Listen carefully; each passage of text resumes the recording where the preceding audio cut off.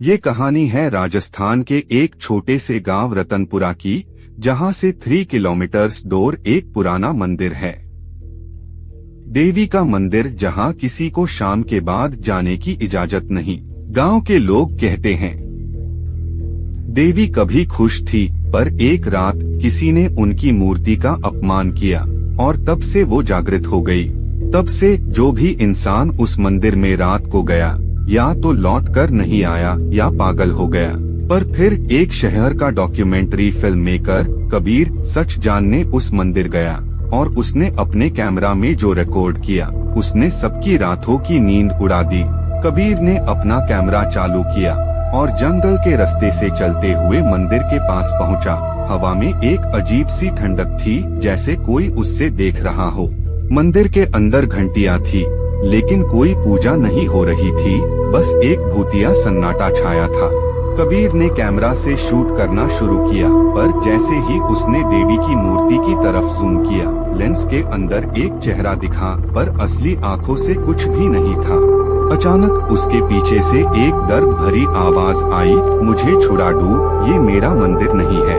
कबीर ने जहाँ कैमरा घुमाया वहाँ कुछ भी नहीं था, लेकिन जब उसने रिकॉर्डिंग देखी, उसकी रूह कांप गई। कबीर ने डिसाइड किया वो रात भर मंदिर के अंदर रुकेगा, सच्चाई को कैमरा में रिकॉर्ड करेगा और दुनिया को दिखाएगा कि भूत प्रेत सिर्फ कहानी नहीं, हकीकत है। रात के 12 बजे हवा एकदम बंद हो गई, घंटी अपने आप बजने लगी और मंदिर का दरवाजा धड़ से बंद हो गया। कबीर चिल्लाया, कौन है? क्या चाहते हो?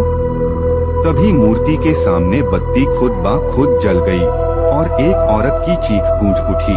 उसके कैमरा ने रिकॉर्ड किया। एक पुरानी चांदी की पायल जमीन पर चलती जा रही थी, बिना पैरों के। तभी एक ठंडी सांस कबीर की गर्दन पर महसूस हुई। उसने पलट कर देखा और उसकी चीख निकल गई।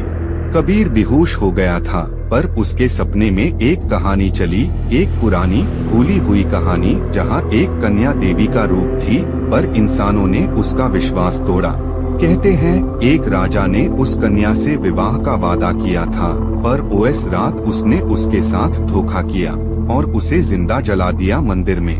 उसी रात देवी ने श्राप दिया, जब तक सत्या बाहर नहीं आएगा, मैं इस मंदिर से मुक्त नहीं हो सकती, और हर वो इंसान जो अंधेरों में आएगा, वो मेरा दर्द महसूस करेगा।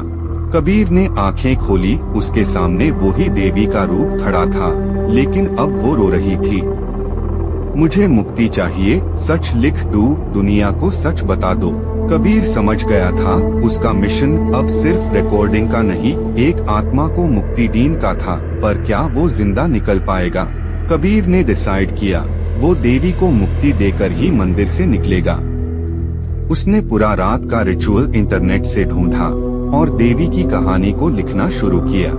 जैसे जैसे उसने लिखना शुरू किया, मंदिर का हर कोना कंपने लगा। देवी के रूप से चीखें निकलने लगी, जैसे सालों का गुस्सा बाहर आ रहा हो। तभी कबीर की आंखों के सामने उसका बचपन, माँ की मौत, स्कूल का दर्द, सब फ्लैश होने लगा।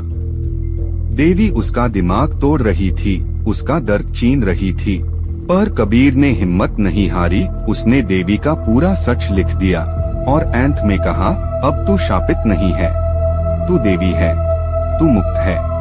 एक तेज रोशनी फैली और देवी की आत्मा एक रोशनी की तरह आकाश में समा गई। मंदिर का दरवाजा खुल गया और कबीर जमीन पर गिरा, बेहोश लेकिन जिंदा।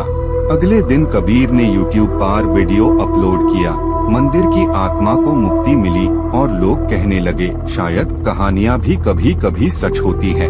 जो सुना वो सिर्फ एक कहानी थी या सच?